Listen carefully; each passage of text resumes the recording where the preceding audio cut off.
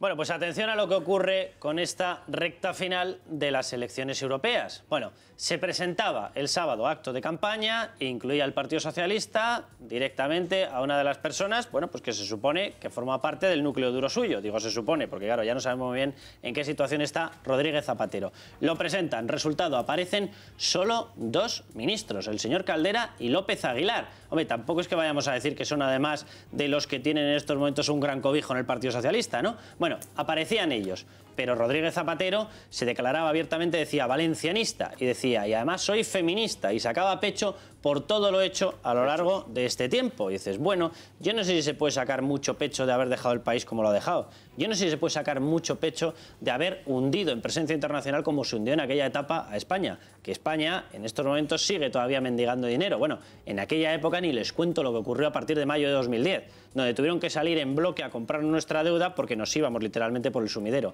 porque nadie nos quería comprar nuestra deuda pública. Bueno, ellos sacaban pecho. ¿Qué ocurría por el otro lado? Bueno, pues aparecía Miguel Arias Cañete y hablaba de Aznar. Y atención a los aplausos que se arrancaba en el momento en el que se mencionaba a Aznar. Vamos a ver lo que ocurría allí.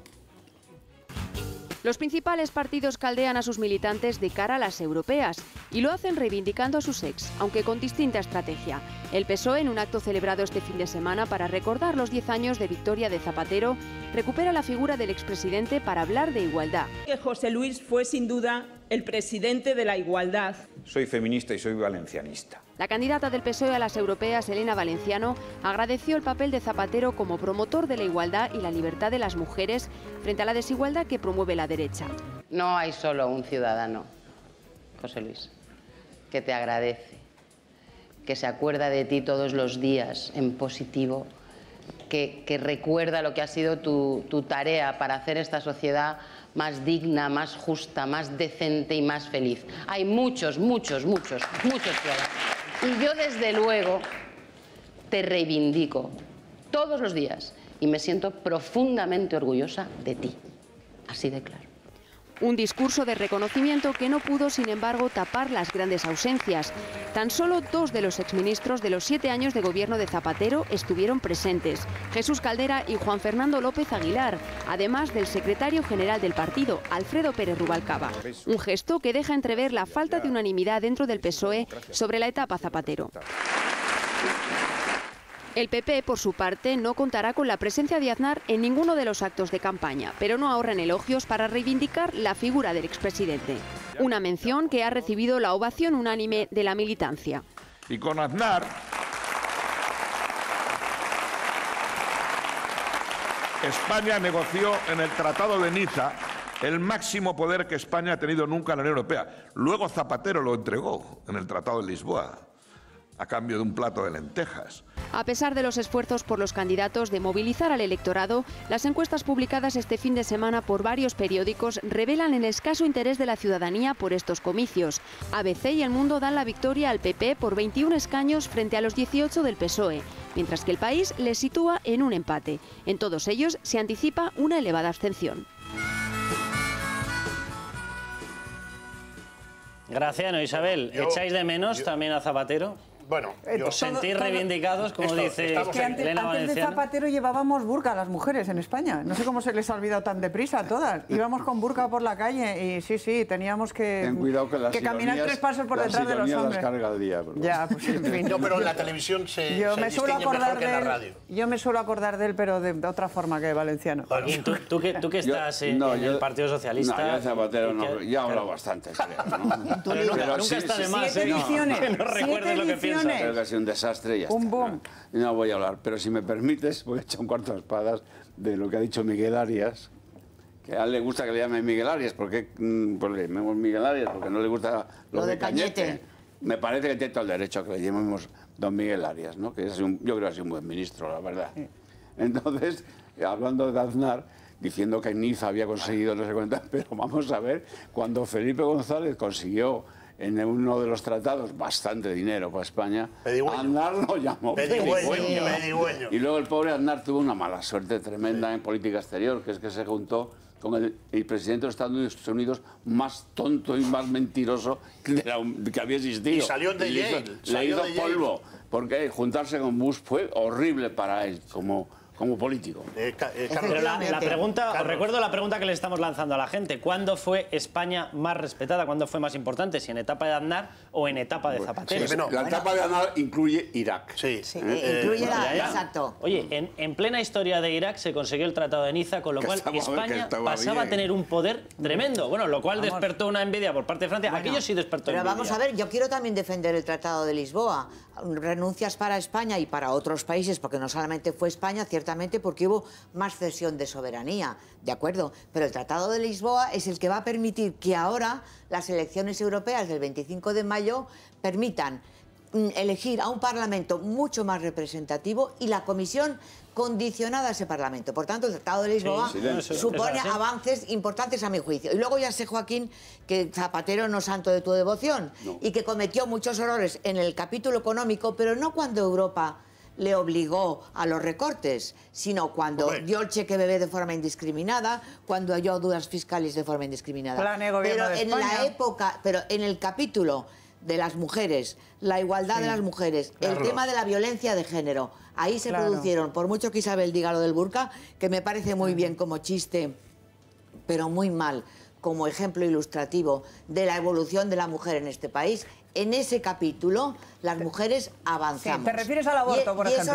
A convertir el aborto en un derecho. Eso es una gran contribución a la dignidad de la mujer. Es que fue la gran contribución, entre comillas, de Zapatero. Pero es que fue lo que hizo. Eso fue lo que hizo, convertir el aborto en un derecho. Identificar el derecho de la mujer con el aborto. Eso fue lo que hizo. Hombre, por Dios, sobre todo los avances en la violencia, en el tema de la violencia de género y en el tema de la igualdad de las mujeres. Y de hecho, en su gobierno plasmó ese proyecto de igualdad. Esto es contable. En el tema de la mujer...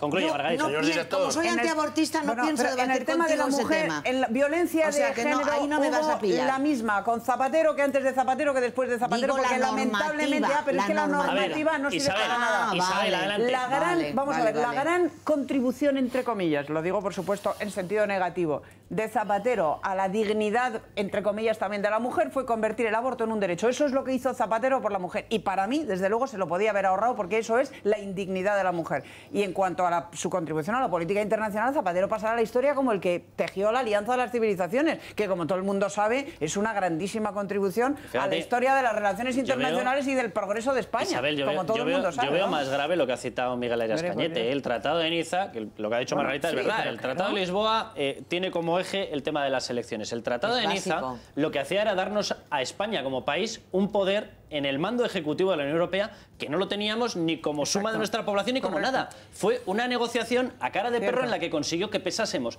muchísimo más de nuestro peso real en el mando efectivo de la Unión Europea, lo cual significaba más ayudas de la PAC, más ayudas para el Plan Hidrológico Nacional, más ayudas del Banco Europeo de Inversiones, más ayudas de los fondos de desempleo, es decir, dinero.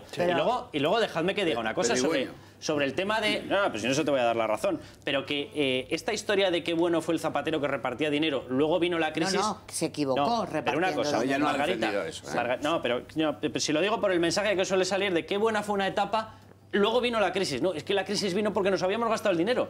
Es que si no, no hubiese venido esa crisis. Cuando tú regalas dinero, resulta que te encuentras con que te has quedado pobre. Algo que pasó en Estados Unidos, creo yo. Sí, a ver, o sea, vamos a ver, la crisis aquí no vino por esto, Margarita, Carlos. a nosotros nadie nos ha pasado €1 de coste de Bear Stearns. Nadie nos ha pasado €1 de coste de Lehman Brothers. Pero sí nos han pasado un coste de 41.000 millones de euros de las cajas de ahorro. Y la crisis... Y las cajas no estaban en Connecticut, las cajas no estaban en Texas, estaban aquí. Y la crisis generalizada, ¿qué? Oye, los bancos no han recibido avales. Perdóname, no, es verdad.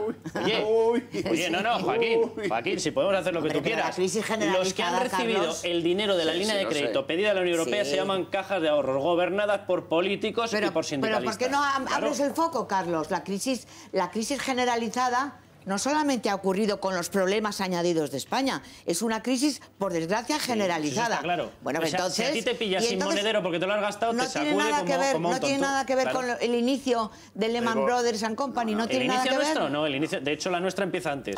Si no hubiera habido la burbuja inmobiliaria en España, la crisis hubiera sido menor. Pero hemos tenido igualmente crisis. Vamos a Europa. Si no hubiera habido las dádivas de Zapatero, plan de gobierno de España, cheque bebé, cheque no sé cuál, venga de pasta. Y el 25 de mayo, que va a ser un día primaveral, esplendoroso, que no da lugar a la melancolía. O sea, que prevés una abstención brutal, porque si hace un sol de mucho cuidado... La gente se va a la playa. Yo no lo creo. ¿No? Yo no lo creo. ¿Va a haber ni mucha que, participación? No, mucha, claro, depende. En Estados Unidos hay a veces un 25. O sea, que eso no tiene nada que ver. Pero volvamos a... eso yo no lo sé. Vamos a ver. Zapatero cometió un error, porque, en fin, en 2 tardes, que es pensar que los Estados Unidos eran Bush, desde mi punto de vista. Y los Estados Unidos son por encima de Bush, por encima de Clinton y por encima de María Santísima. Eso por un lado. Y luego, en el tema de Aznar y tal, yo lo único que le reconozco a Aznar es que es el primer ministro que he conocido, yo he conocido a todos después de la muerte de Franco, con más capacidad de interpretar el poder. Es brutal en eso, quizá porque venía del abuelo y del padre, aunque menos, pero también. Dicho eso, en fin, estamos aquí hablando de si sube uno o tal. La Unión Europea se gobierna desde el centro derecha a centro izquierda y va a seguir gobernándose así, no nos engañemos. Es decir, naturalmente los partidos pequeños, que tienen todo el derecho, por supuesto, a existir, pueden presionar en un sentido o en otro, pero va a haber un gobierno de coalición clarísimo entre el centro derecha y el centro izquierda, exactamente lo mismo que ocurre en Alemania. Por eso yo creo... no sabemos quién estará adelante. Pues bueno, pero es igual, sí es igual. Ya. Es igual. Lo que está sucediendo en Alemania, que en ese sentido tiene muy mala suerte Elena Valenciano, porque su jefe de fila está en coalición con Merkel, que parece que se ha olvidado. Es decir, bueno, pues que entonces no utilices a Merkel como ariete diciendo la España de Merkel y Zapatero, pero si ¿quién gobierna en coalición? El gobierno de coalición tiene una trascendencia mayor que los nombres de fila.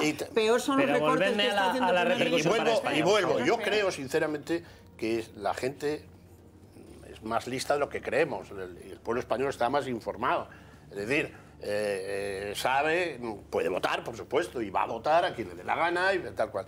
Pero Europa, que es la primera transnacional del mundo, se gobierna desde ahí, no se gobierna desde partidos variopintos, por mucho que se unan.